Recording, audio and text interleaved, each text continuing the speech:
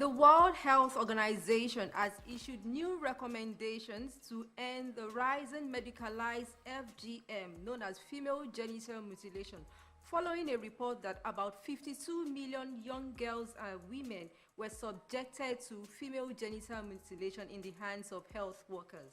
Good evening. Welcome to Sound Health on Lagos Television. I am Olasumbo Modupe. Today on the program, we are looking at how to end female genital mutilation practice, especially by health workers. Stay tuned. The conversation begins after this break.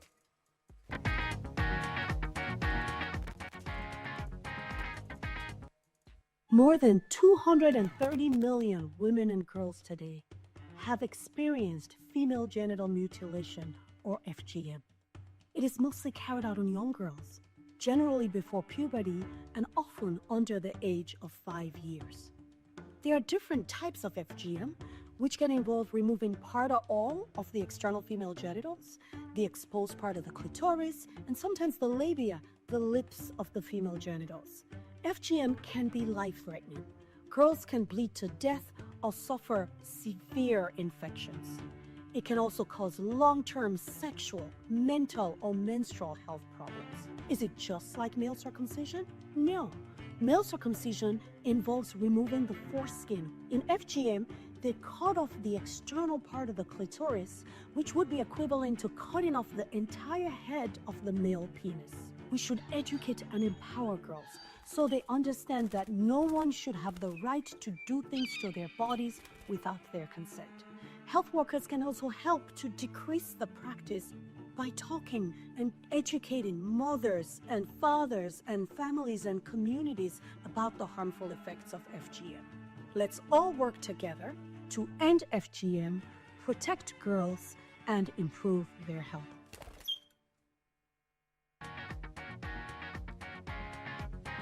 The program is still Sound Health on Lagos Television. Joining us via Zoom this evening is Bello-Awodoyin, co-founder, Frontline End Female Genital Mutilation Movement. And she is going to tell us what exactly is female genital mutilation and how to speed up ending the practice in Nigeria. Good evening, Bello-Awodoyin, and thanks for joining us. Good evening. Thank you for having me. I'm happy to be here.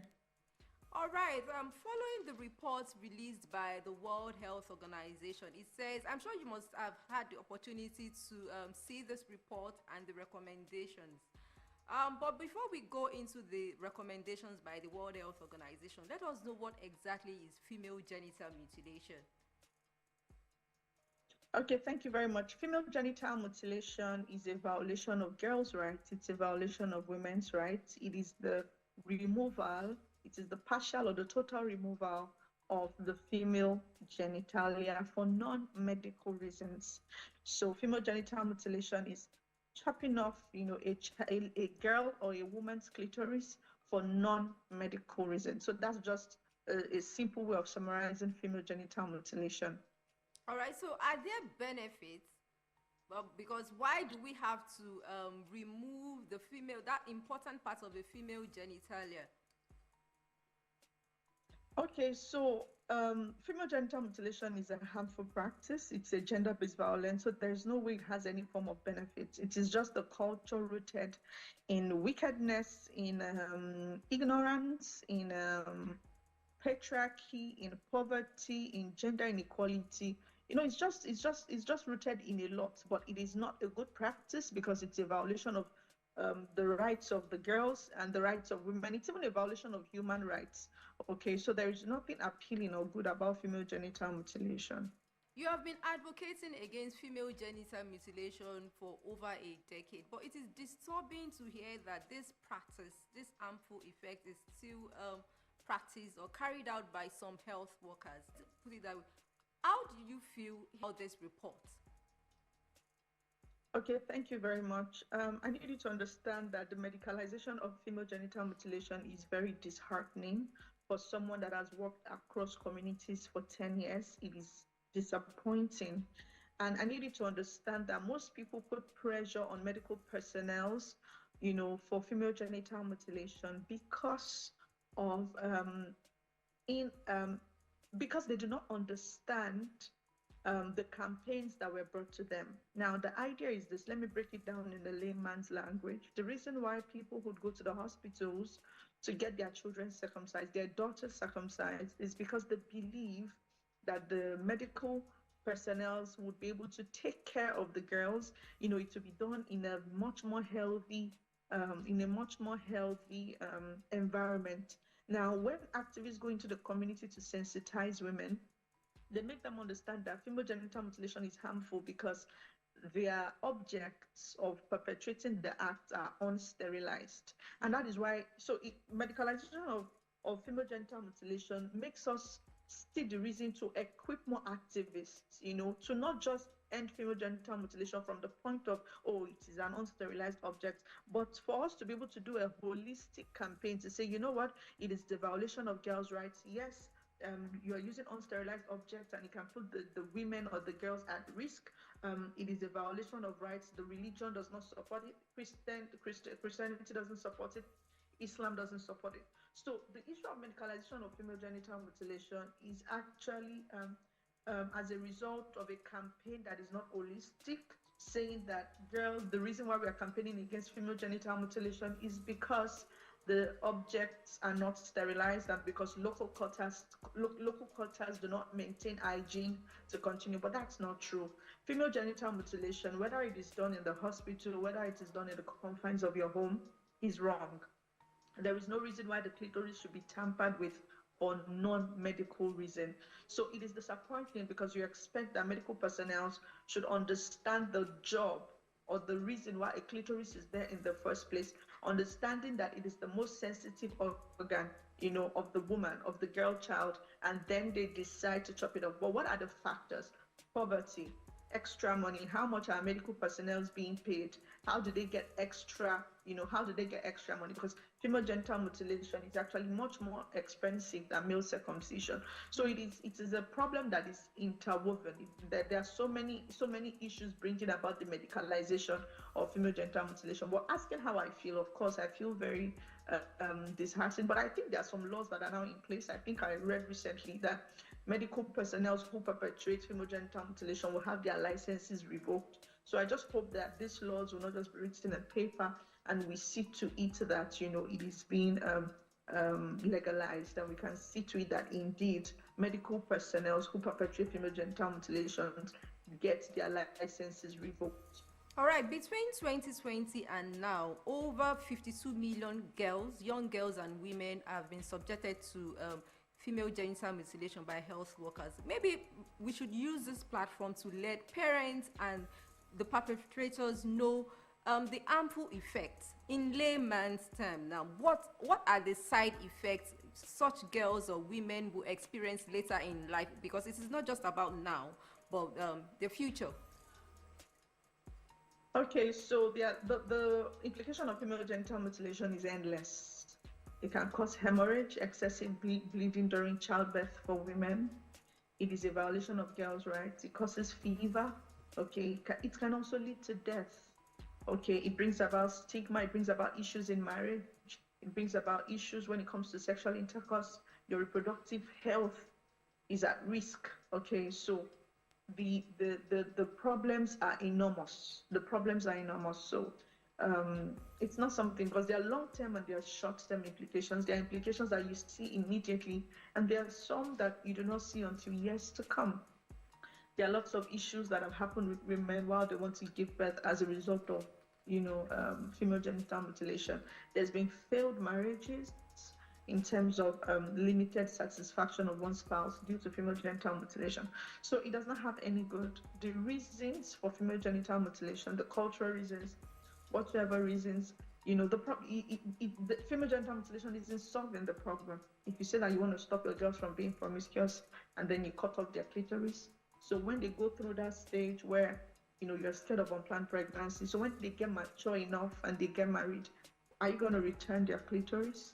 So it's not worth it at all. It's not worth it. If people say that they're perpetrating female genital mutilation from a place of love, from a place of care for their girls, because you don't want them to be promiscuous, you want them to be marriageable, you don't want them to have scandals and all of that. The effect is worse. Yorubas will say, Ori bibe kolo ori fifo. The fact that you have headache doesn't mean you cut off your head. So the fact that you're scared that your children can be promiscuous is not enough reason to cut off their clitoris. You can always train them. You can always talk to them. You can always pray with them. You can always counsel them. Those are the right approaches to ending promiscuity, not cutting off the clitoris. All right. You mentioned earlier in your response that licenses of medical officers caught doing this practice, harmful practice, will be revoked.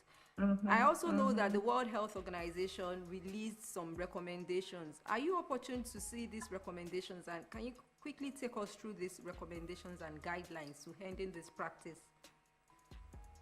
Okay, recommendations and guidelines to ending this practice is basically for all hands to be on deck. Nobody can end female genital mutilation being an island. We need to work together. The government needs to see to it that the laws are effective. They're not just written on papers. I'm just for Prohibitions Act and is being domesticated. We need to see to it that it is effective. We need to, there has to be scapegoats. When people say that indeed someone is being sentenced for female genital mutilation, they will understand the severity. How many times have we heard that somebody didn't because they perpetrated female genital mutilation? There are rarely cases like that. So we need to see to it that there is justice. The girls that are being mutilated, just like girls that have been raped, get the justice that is needed. Another thing we need to do is to encourage religious leaders and people of influence to speak up against the practice. You may feel like, oh, female genital mutilation, it doesn't concern me. It is also a social behavior that is not good, and it is important that people of high power and high influence, speak against it. And then also, like I said, the religious leaders, then the activists, the local activists, those people going into people that get the first-hand report cases too should also be equipped, and they shouldn't give up. They should get all the support. The government should open their arms to them, allowing them come in and engaging them in dialogues, bringing them into the rooms where decisions are being made, because they know what exactly is happening in the communities. So those are the ways I believe, those are the guidelines. Medical practitioners should ensure that women are sensitized during antenatals. They should make it clear to them that in this hospital we do not circumcise girls, and these are the reasons. So when women are being sensitized, there won't be so much pressure. Okay, there won't be so much demand for female genital mutilation in the hospitals or from medical personnel. So we need to start telling them so that after delivering, they do not, begin to mount pressure. So those are the ways, those are the guidelines on how we can end female genital mutilation. Okay, are there other urgent measures that can be put in place, and what do you like to see going forward? Well, what I believe the urgent measures that I feel would end female genital mutilation is to amplify the voices of those that are speaking against it. For instance, if I'm campaigning against female genital mutilation and I'm able to train 20 other people to lend their voice, they would be able to reach more people than I can reach alone. Okay, so we need to have more people equipped. So we need to invest in trainings, and we need to invest in sensitizing the adolescents, because they are the future parents. So to see to it that even if we have a problem of female genital mutilation now in this generation, we need to ensure that it does not become a problem in the next generation. And the way to ensure that it doesn't get to the next generation is to begin to engage the future parents, the adolescents right now. So they are the ones we need to engage, we need to equip. So we need to train more people, more civil society organizations, fund them, support them, give them platforms and opportunities to speak, to see to it that someone somewhere is listening, leveraging on the media just like this, talking on TV, talking on radio. So it is a widespread of sensitization, and most times it takes time, just like the killing of twins, just like the tribal marking. There were times that those were the in things, but now, it's gone. And I believe so much that female genital mutilation will become history when those on the front line working to end it, are being supported. All right, your final words as we wrap up now.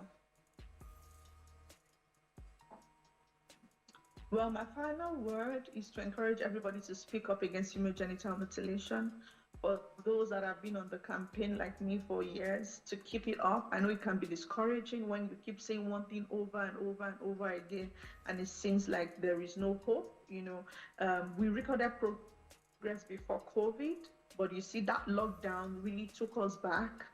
So the prevalence skyrocketed, just like every form of gender-based violence. And post-COVID is like we're going back and starting afresh. Okay, so I just want to say that I see you, and that it's going to become history. We are the women that ended FGM. We are the people that ended FGM. And for the lives that you save, may God reward you. And to survivors out there feeling like, oh, something has been taken off me, and then you begin to feel like you're disabled, you begin to feel like you've been violated, you begin to feel like those that were supposed to care for you took something valuable from you. I pray that your healing process begins now, and you're able to leverage on opportunities on that give social support and psychosocial support, to survivors, and just keep being you, and make sure that you do not pass on the trauma, make sure that you do not pass on the pattern, let it end with you.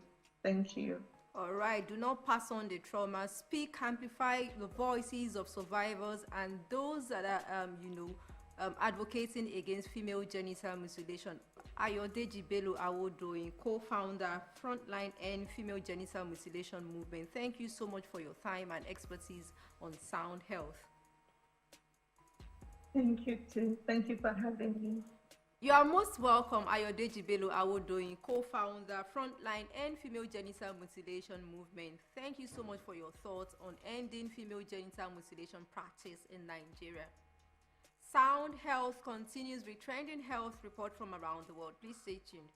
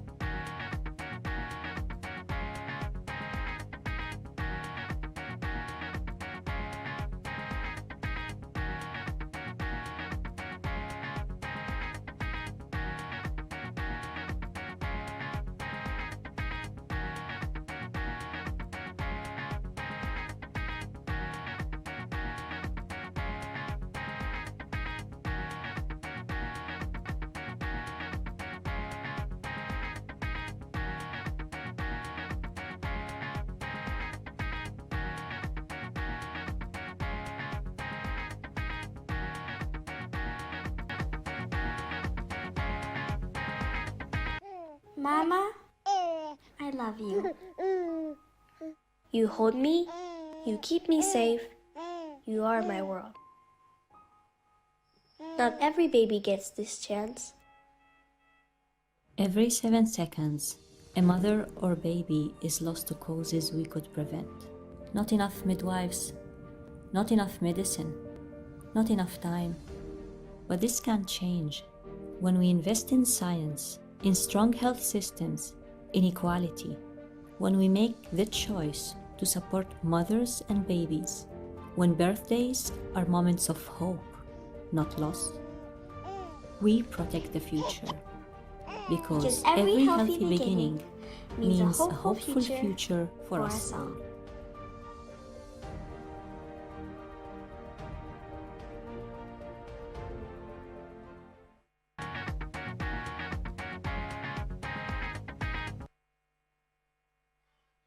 The program is still Sound Health on Lagos Television. Female genital mutilation is a form of gender-based violence. You need to end that practice. Whether you are having it at a formal or non-formal setting, you need to end that practice today. Speak against this practice and amplify the voices of those advocating against female genital mutilation.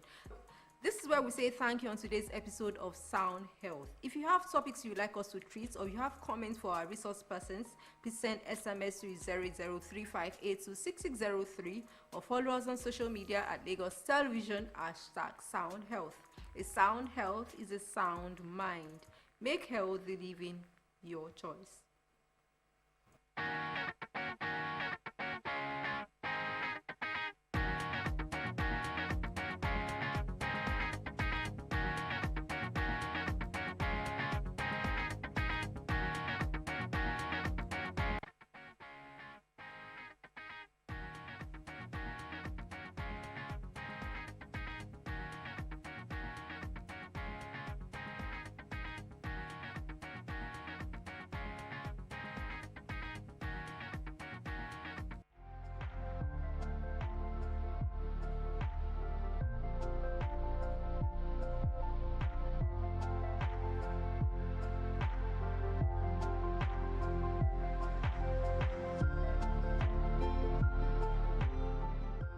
I sat at my desk early one morning and decided to test the waters, having at the back of my mind idleness and no pain, no gain.